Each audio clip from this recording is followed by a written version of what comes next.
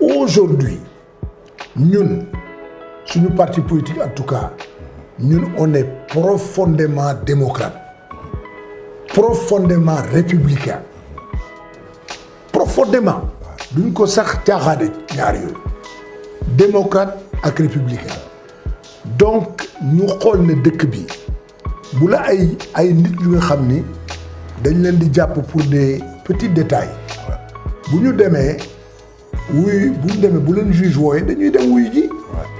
tu ne peux pas être plus sénégalais que n'importe quel sénégalais. Effectivement. Donc je dirais man à Ousmane Sonko damay tudd tur man xam nga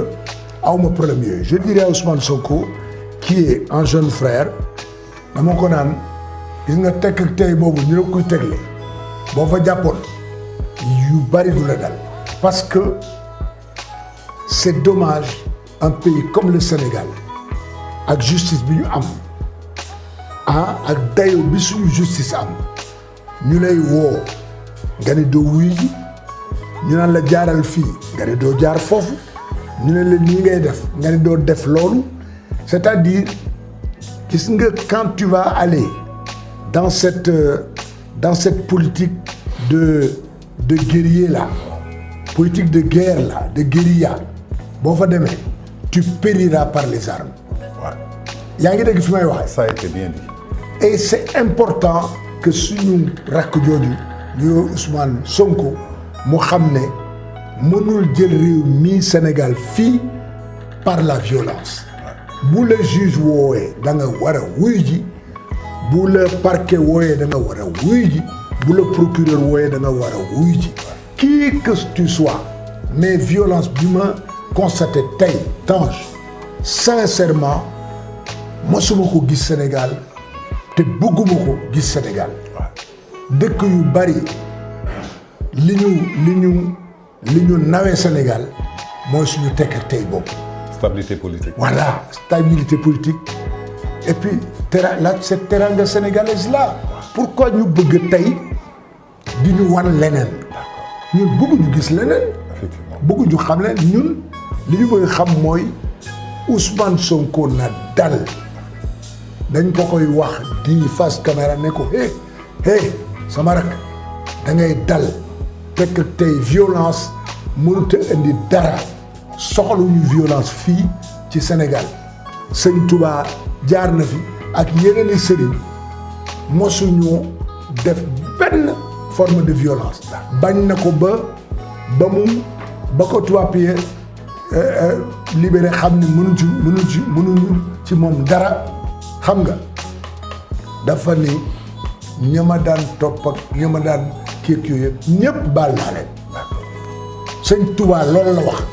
ñun dañoo waxoon ni lu may wax keroog ci France 24 dafa ne ñun mën nañoo baale te baale nañu lépp lu waay def teg ko si suñu kaw ñun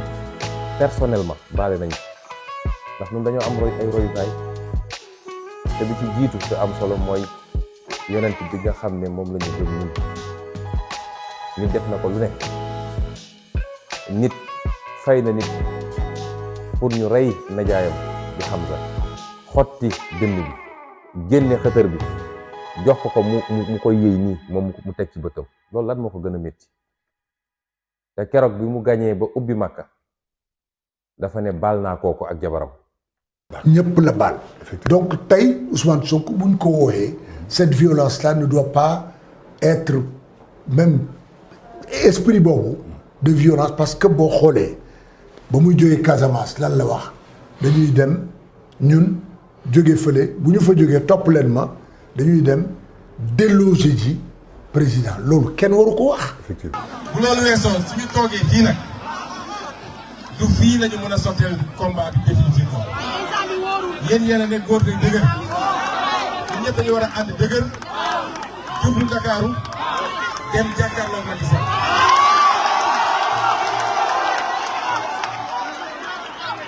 Et c'est pourquoi l'appel que je lance appel bi may lancer maa ngi koy lancer toute la jeunesse sénégalaise bis ni ki tey jeune boo xam ne gëm nga li ñuy def te jaral na la. soo ko mënee nañu daje di Ndakaaru que tu sois di Bawol di Waalo di Gandiol di Bundu Sine Saloum Casamance ak foo mun ci nekk Fouta jeune boo xam ne gëm nga combat bi te jaral na la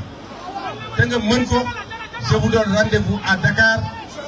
soit Macky Sall recule te xam ne li mu bëgg mënul ne wala ñu jàkkaarloog moom mu abal ñu pare. Allons le sortir du palais. Ça va marcher au palais, on va le dégager. Y a même pas, parce qu'il n'y a plus de dialogue maintenant.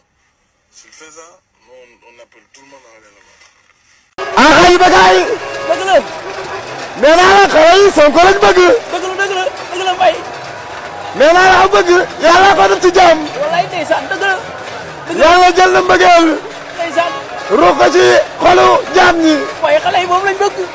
xale yi Sonko lañ bëgg wallaay kon nag Macky Sall mënoo daaneel ndeysaan da ko lo ndeysaan la xaj ba gaay dama ni Macky Sall mënoo daaneel waay xale du moromu mag kon nag Sonko yaa mën waay doole doxul yaa gën a féete ndaw yaa ëpp doole waay mi guru réew mi waay nee naa la Sonko yaa mën yaa gën a féete ndaw yaa ëpp doole waay mi ngi rukk réew mi xanaa gisoo xale yi Sonko lañ bëgg waay moom en direct station Kër Massar moom la ñuy wër moom la ñuy en wër direct station Kër Massar waay kenn mënu waaye ko xale la police yi mënuñoo rek les gars yi xale kenn mënu koo yaa jël dañoo bëri population bi dafa bëri macha allah ñoo yor seen liggéey waaye population bi dafa bëri waay